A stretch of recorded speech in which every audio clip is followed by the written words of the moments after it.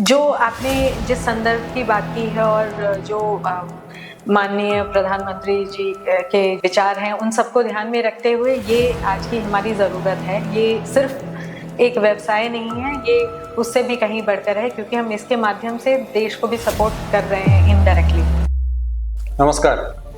अमृत प्रवाहामध्ये आपल्या सगळ्यांचं पुन्हा एकदा स्वागत आहे. अमृत ही महाराष्ट्र शासनाची स्वायत्त संस्था आता सगळ्यांनाच परिचित झालेली आहे आणि या अमृत संस्थेच्या माध्यमातून आम्ही जे वेगवेगळे प्रकल्प राबवत आहोत त्यामध्ये स्वयंरोजगाराला संधी उपलब्ध करून देणं हा आमचा एक महत्त्वपूर्ण उपक्रम आहे. ज्या ज्या ठिकाणी अमृतच्या लक्षित गटातील उमेदवारांना स्वयंरोजगाराची संधी उपलब्ध होईल त्या ठिकाणी अमृत निश्चितपणे उपलब्ध असेल. आता आपण बघतोय की सद्यस्थितीमध्ये इराण अमेरिका युद्धाच्या पार्श्वभूमीवर तेलाचे भाव वाढत आहेत आणि सर्व ठिकाणी त्याचा एक वेगळ्या प्रकारचं प्रेशर आहे. जगभर आता तेलाला पर्याय काय याच्यावर चर्चा चालू आहे आणि गेल्या अनेक वर्षांपासून भारतामध्ये शाश्वत एनर्जी, सस्टेनेबल एनर्जी संदर्भात काम करणं सुरू आहे. या दोन्ही गोष्टीच्या पार्श्वभूमीवर स्वयंरोजगाराची संधी उपलब्ध आहे का या संदर्भात अमृत काम करत होतं. अनेक दिवसांच्या चर्चेच्या आधारावर अनेक संस्था, व्यक्ती यांच्याविषयी चर्चा केल्यावर असं लक्षात आलेलं आहे की आपण आता या क्षेत्रामध्ये स्वयंरोजगाराची संधी शोधली पाहिजे आणि आता आपल्याला ती प्राप्त होत आहे. सोलरमध्ये आपण स्वतंत्रपणे काम करतच आहोत.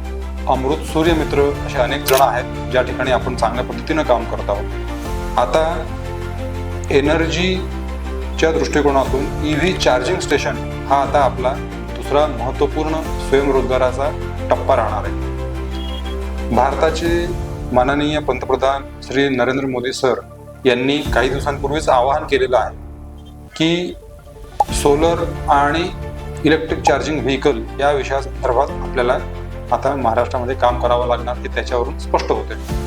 ही गोष्ट लक्षात घेता EV चार्जिंग स्टेशनची संख्या महाराष्ट्रामध्ये मोठ्या प्रमाणात वाढवण्याची आवश्यकता आहे आणि आता आपण त्या क्षेत्रामध्ये काम करायला सुरुवात करतोय.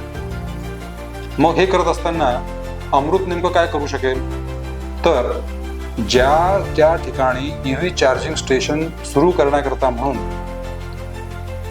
कुठलाही युवक पुढे येईल त्याला अमृत सहकार्य करेल, वेगवेगळ्या पद्धतीने सहकार्य करेल. कौशल्य प्रशिक्षणाच्या दृष्टिकोनातून सहकार्य करेल किंवा त्याला EV चार्जिंग स्टेशन सुरू करण्याच्या दृष्टिकोनातून वैयक्तिक व्याज परतावा उपलब्ध करून देण्यासाठी सुद्धा पुढे येईल. एकंदर आत्ताच्या सामाजिक आर्थिक परिस्थितीमध्ये आपल्याला EV चार्जिंग स्टेशन आणि सोलरच्या संदर्भात मोठ्या प्रमाणात काम करणं आवश्यक आहे. ही गोष्ट लक्षात घेता आपण एक महत्त्वपूर्ण व्यक्ती आपल्याकडे आलेली आहे, त्यांचं आपण मी स्वागत करतोय. Left squadron leader Anuradha Thakur हे आता आपल्याकडे आलेले आहेत, तर यांचं मी मनपूर्वक स्वागत करतोय. नमस्कार, मैं स्क्वाड्रन लीडर अनुराधा हूँ और डिफेंस के बाद मैंने एक अपना स्वयं का व्यवसाय शुरू किया है. ये व्यवसाय सबसे पहले मैं अपने सारे सुनने वालों को धन्यवाद देना चाहती हूँ और खासकर अमृत एंड सर आपको भी कि आपने ये अपॉर्चुनिटी दिया कि मैं यहाँ आके ये सब बता सकूँ. जो आपने जिस संदर्भ की बात की है और जो माननीय प्रधानमंत्री जी के जो विचार हैं, उन सबको ध्यान में रखते हुए ये आज की हमारी ज़रूरत है. ये सिर्फ एक व्यवसाय नहीं है, ये उससे भी कहीं बढ़कर है, क्योंकि हम इसके माध्यम से देश को भी सपोर्ट कर रहे हैं इनडायरेक्टली.